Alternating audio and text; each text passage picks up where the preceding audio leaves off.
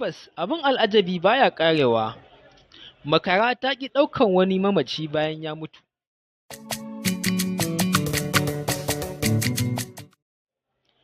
Wannan mamacin dai ɗan kimanin shekara 48 ne. Ya mutu yana da ‘ya'ya 8 sannan kuma yana da mata 3. Ya mutu a daren Talata, wanda washegari da safe ranar Laraba. Jama'a da ‘yan uwa suka tattaru ana ta koke-koke da mutuwarsa.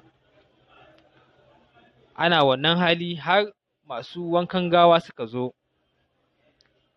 Aka shiga aka yi wa wannan mamaci gawa, aka yi wa wannan mamaci wanka tsab, aka wanke shi, aka ɗauki linkafani aka saka masa. Ana wannan lokaci ana jiran babban ɗansa ya dawo, wanda ake jiransa ya dawo ya to daga wani garin. Ana wannan hali ana cikin jiransa aka ga bai zo ba, kuma ga shi lokaci zai ƙure. Jama'a da 'yan uwa aka yanke hukunci aka ce kawai a ɗauki wannan mamaci a je a binne shi ba tare da babban ɗansa ya dawo ba. Haka aka yi dai aka shigo da makara cikin wannan gida. Abinka da abin mamaki aka ɗauki wannan mamaci aka saka shi a cikin wannan makara. Ana saka shi cikin wannan makara sai aka ga makara ta fara jijjiga tana gefe da gefe. Nan fa dai hankalin mutane ya tashi ƙwarai da gaske. Mata na cikin ɗaki da kuma mazan da suke yunƙurin saka shi a cikin makara suka ce ƙafa mai na ci ban baki ba, haka nan kowa ya fita da gudu waje. Sannan kuma suka sanar da cewa fa ga halin da ake ciki. Abinka da abin da ba a saba ba, mutane da dama wasu suka bar layin saboda yanayi na jin tsoro,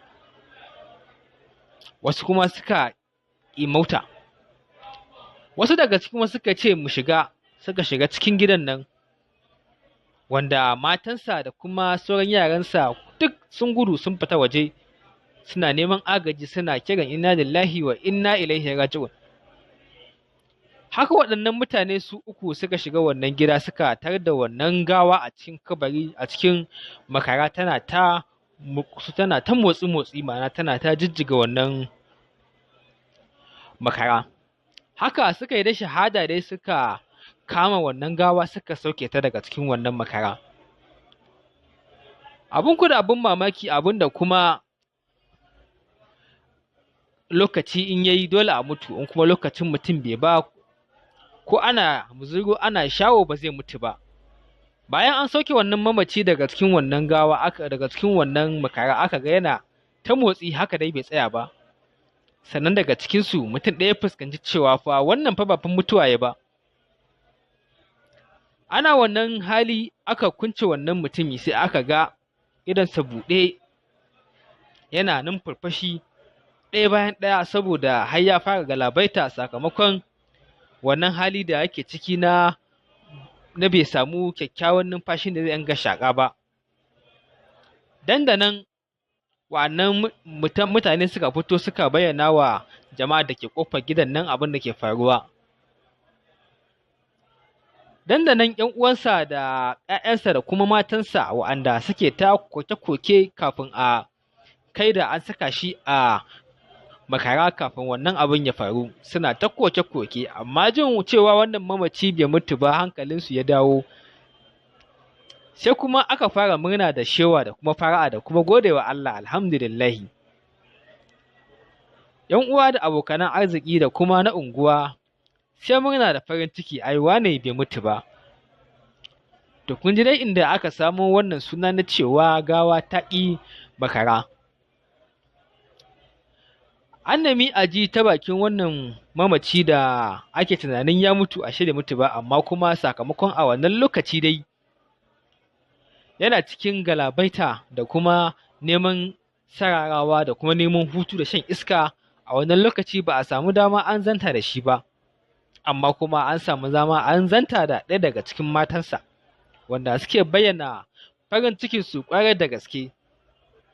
tare da cewa da gaske wannan mijin nasu ya mutu da fa shikenan fa su basu san halin da za su shiga ba a wannan lokaci, saboda irin yadda suke cikin rayuwa ta matsi da kuma yau an ci gobe ba a ci ba, ga kuma tarin 'ya'ya kuma sannan ga kuma yanayi na rashi babu. Amma alhamdulillahi tunda dai mai gida ya farfaɗo kuma bai mutu ba, wanda matan nan take cewa da mutuwarsa gwanda su ci gaba da zama a raye, ko da babu ci yau babu na gobe, hakan zai fi kwanciyar hankali, in ji cewarta. To masu kallon mu, kada ku manta kuna kallon wannan bidiyo ne a Magana Ɗaya TV, wa'anda suke nishaɗantarwa, ilmantarwa da ma kuma faɗakarwa, sannan kuma suke zaƙulo muku labarai da ɗumi su, ba don komai ba sai don ku samu labari kai tsaye. Da wannan nake cewa ku ci gaba da juriyar kasancewa da gidan TV Magana Ɗaya.